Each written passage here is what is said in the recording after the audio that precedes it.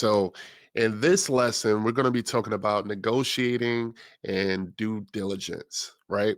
So, by now, if you are, working through the actual buying process, this is where you potentially have a property that's under contract. So, you've successfully found one, you've analyzed it, and now we need to make sure that this is the right property for you. So, that is then called the due diligence period. So, some of the things that for sure, hands down, at a bare minimum, you want to do, and also let me go ahead and change my view. Apologize for that.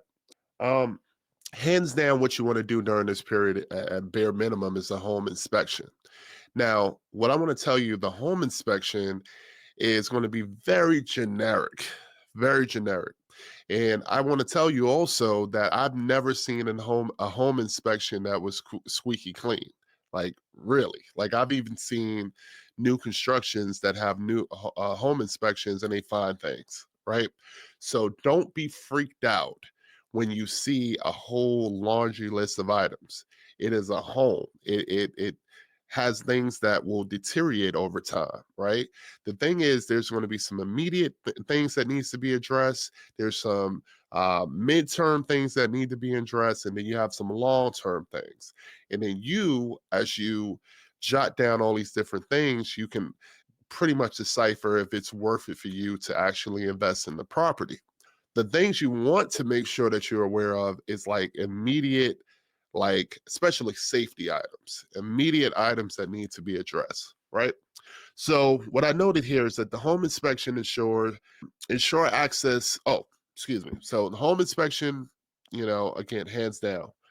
This should have been a separate bullet. Apologize for that. But ensure access to the main line. So this is a separate issue. So number one, you set up your home inspection. This person, he or she, is going to cover the house and all the major systems within your home and grade them accordingly, right? But what I've really grown to realize is that if the home inspection again is not something crazy, major foundation issues or anything like that, I take it with a grain of salt. I use it as a way to really kind of negotiate better pricing. But what I found is that hands down, get a plumbing professional inside the home because the home inspector is not a plumbing professional. And what you need to do is two things. You need to know that you have easy access to the main line.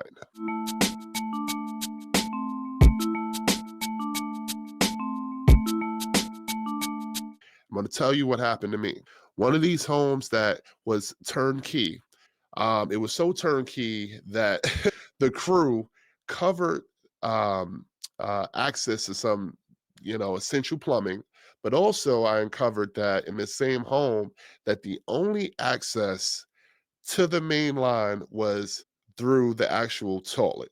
So that means anytime I have any type of backup issues or anything that needs to be inspected, they literally had to take the toilet up and access the main line.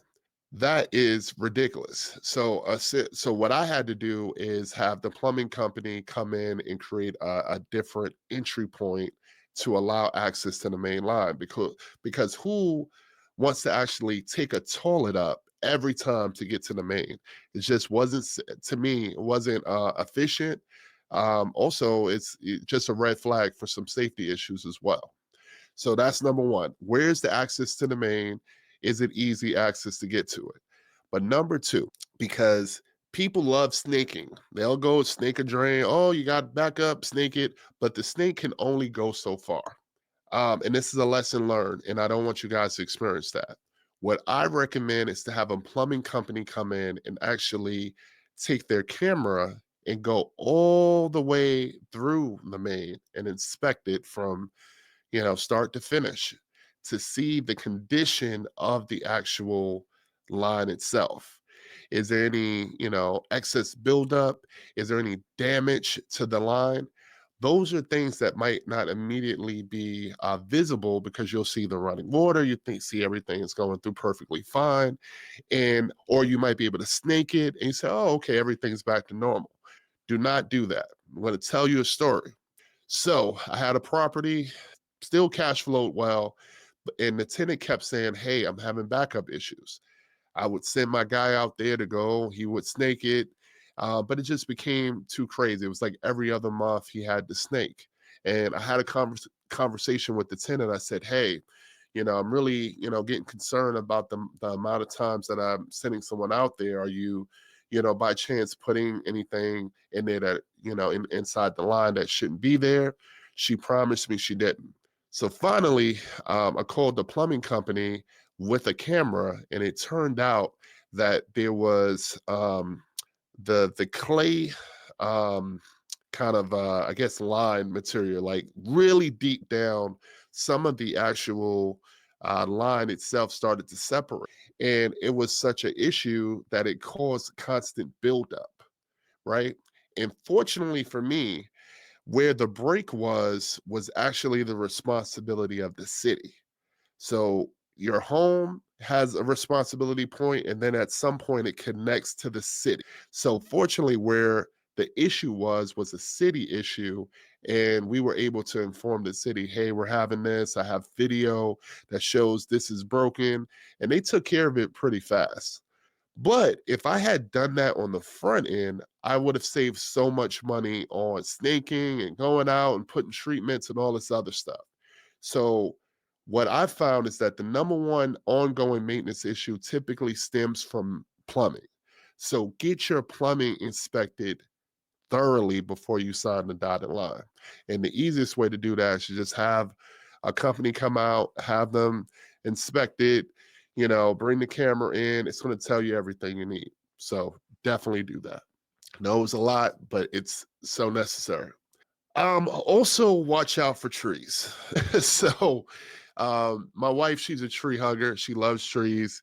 I definitely appreciate them. Maybe not as much as her, but trees can be pretty damaging, especially in certain areas of the country. So I would say, especially if you're not local to your market, don't just look at the front picture. You got to look at what's going on the side of the house and the rear of the house, because trees, the limbs grow and then they fall. God forbid the actual full tree falls, right? So the reason why you want to make sure that they're adding to the aesthetics of the home. But if they're actually doing anything that could potentially damage the home, it's not to say that you don't buy the property. It's just those are things you negotiate, because cutting trees down or trimming trees back, that's expensive. That's something that's going to come out of your pocket. So you want to make sure that you address that on the front end, right? The next thing you want to talk about is empty lots. So, again, if you're not on the ground and you're just looking at pictures, they're not going to show you that, oh, this house is beautiful. But by the way, if you look to the left of the property, it's an empty lot. Now, I'm not saying you don't buy a home with an empty lot. I'm just saying it has to be a heck of a deal to do it. I'm just saying that. I will say that firmly. Every house has a price. I would stray away from it. The reason why is that empty lots attract dumping. People will dump stuff in a lot, and the city, they might come by and clean it up every once in a while. But if there's trash lingering, what will that bring? I think rodents. So if you have trash, even if you have a well kept home, but if it's right next to a lot with trash and then rodents that are living there, at some point the rodents are going to find their way into the neighboring home. So I would strongly advise not going that route unless you get a tremendous deal. In some cases, you might be able to buy the home in the lot next to it, and then you can do several things. I've seen people make it into a parking lot. I've seen make people, build a new construction on it. So that's why I would never say never buy a home next to a lot, but I would say that it would have to be something very intriguing to proceed in that direction, because if you don't have a strategy with it, it's going to bring more headache than you than I want you to experience. Let's just say that. Okay.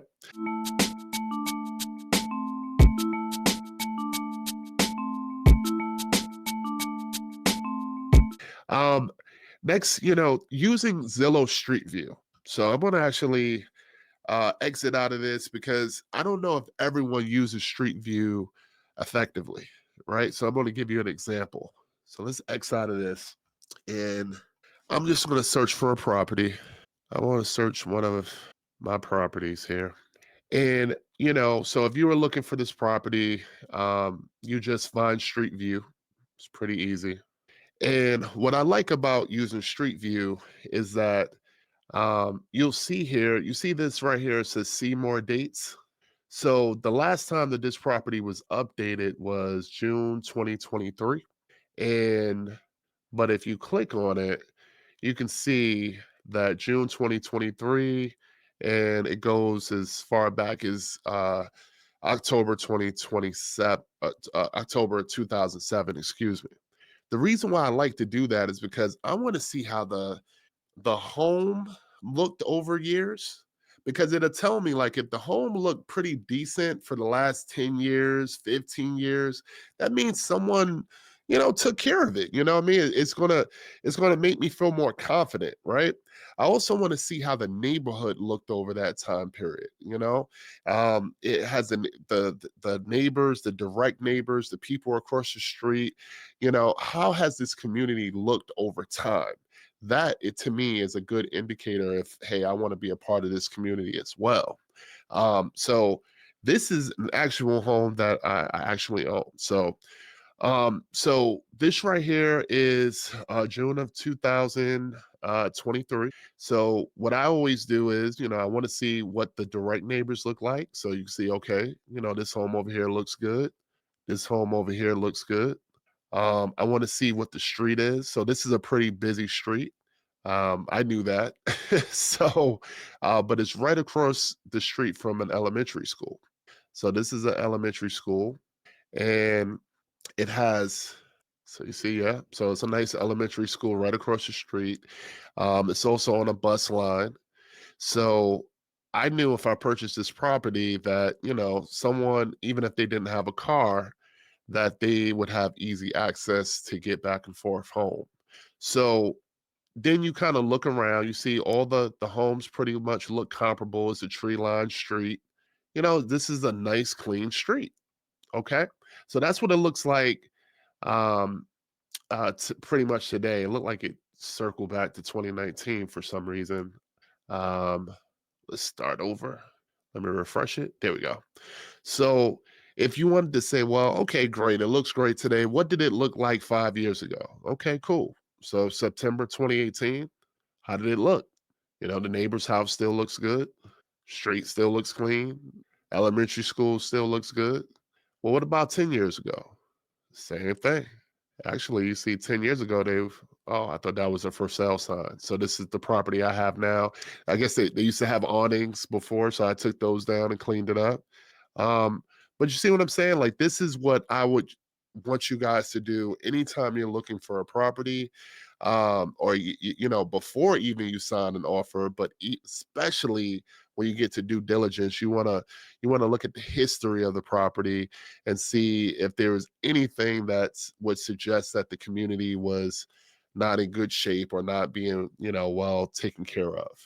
Okay, back to the deck.